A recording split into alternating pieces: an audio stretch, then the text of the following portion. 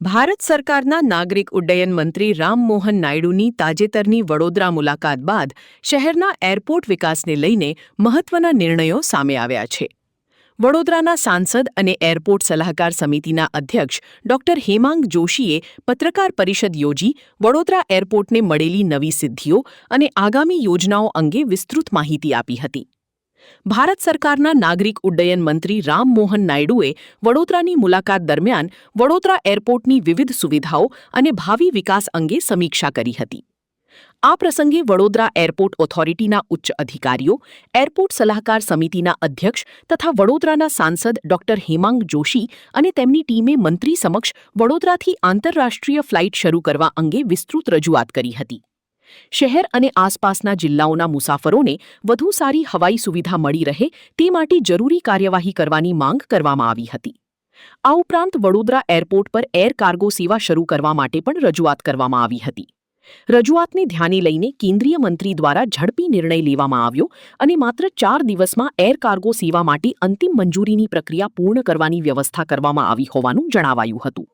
સાથે જ hub and spoke model હેઠળ વડોદરાથી આંતરરાષ્ટ્રીય મુસાફરી કરનારા મુસાફરોને વડોદરા એરપોર્ટ પરથી જ ઇમિગ્રેશન અને જરૂરી ચેકિંગની સુવિધા ઉપલબ્ધ કરવાની વ્યવસ્થા પણ ઊભી કરવામાં આવી છે. ઉપરાંત ગુજરાત ફ્લાઇંગ ક્લબના રિન્યુઅલની પ્રક્રિયા પણ પૂર્ણ થઈ હોવાનું જણાવાયું હતું. સમગ્ર વિકાસ કાર્યો અંગે વડોદરાના સાંસદ ડોક્ટર હેમાંગ જોશી અને રાજ્યના મહિલા અને બાળ વિકાસ મંત્રી મનીષાબેન વકીલે સંયુક્ત પત્રકાર પરિષદમાં વિગતવાર માહિતી આપી હતી. વડોદરા આંતરરાષ્ટ્રીય એરપોર્ટ કે જેની અંદર તમામ પ્રકારની માળખાકીય સુવિધાથી સજ્જ આ એરપોર્ટ છે કે જેમાં ઇમિગ્રેશન, કસ્ટમ, કાર્ગો તમામ ફેસિલિટીની માળખાકીય સુવિધાઓ આપણી પાસે ઉત્પન્ન હતી.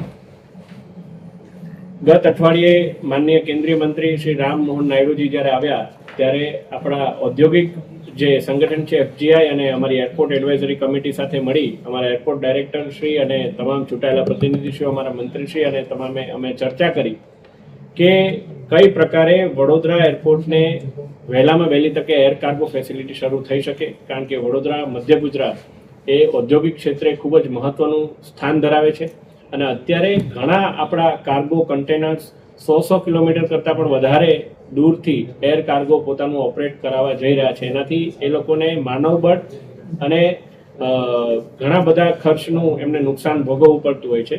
ત્યારે આપને જણાવતા આનંદ થાય છે કે આપણને વડોદરા એરપોર્ટને માનનીય મંત્રીશ્રી દ્વારા પરામર્શ કર્યા બાદ એર કાર્ગો ઓપરેશનની મંજૂરી મળી ગઈ છે અને ટૂંક સમયમાં આવતા મહિનાની અંદર જ આપણે અહીંયાથી એર કાર્ગો સુવિધા શરૂ કરવામાં આવશે.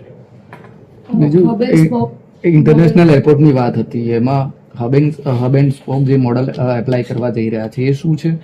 એક બીજો પણ વિષય માન્ય મંત્રીશ્રી સાથે અમારે જ્યારે ચર્ચા થઈ ત્યારે ધ્યાનમાં આવ્યો છે કે આંતરરાષ્ટ્રીય ફ્લાઇટ વડોદરાને વહેલામાં વહેલી તકે મળે અને વડોદરાથી જ આપણા તમામ નાગરિકો એ આંતરરાષ્ટ્રીય ઉડાન ભરી શકે એ માટે જે નિર્ણય છે એ એરલાઇન પોતે કરતી હોય છે. એમાં સરકારનો કોઈ કંટ્રોલ નથી હોતો કારણ કે કન્ઝ્યુમર બિહેવિયરના કારણે એ લોકો નિર્ણય લેતા હોય છે. તો આ વિઝિબિલિટી એમને પેસેન્જરની મળે એ માટે થઈને અને આપણા વડોદરાના નાગરિકોને બે વાર ઇમિગ્રેશન ના કરવું પડે, સાથે સાથે આટલું દૂર 100 કિલોમીટર કરતાં વધારે દૂર જઈને એમને આંતરરાષ્ટ્રીય ફ્લાઇટ માટે જવું ના પડે એ માટે થઈને હબ એન્ડ સ્પોક મોડલથી વડોદરાથી જ તેઓ આંતરરાષ્ટ્રીય ફ્લાઇટ ભરી શકે.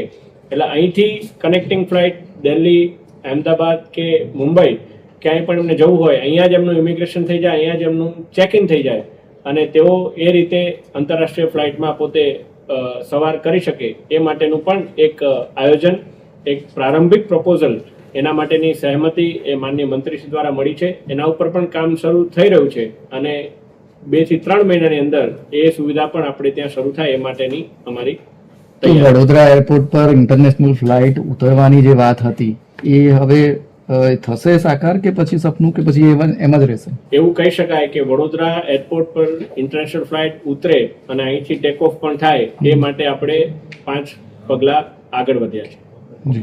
તો ક્યાં સુધી વડોદરાને ઇન્ટરનેશનલ એરપોર્ટનો ટેગ મળશે? આ તો એક વચલો રસ્તો કાઢેલો છે.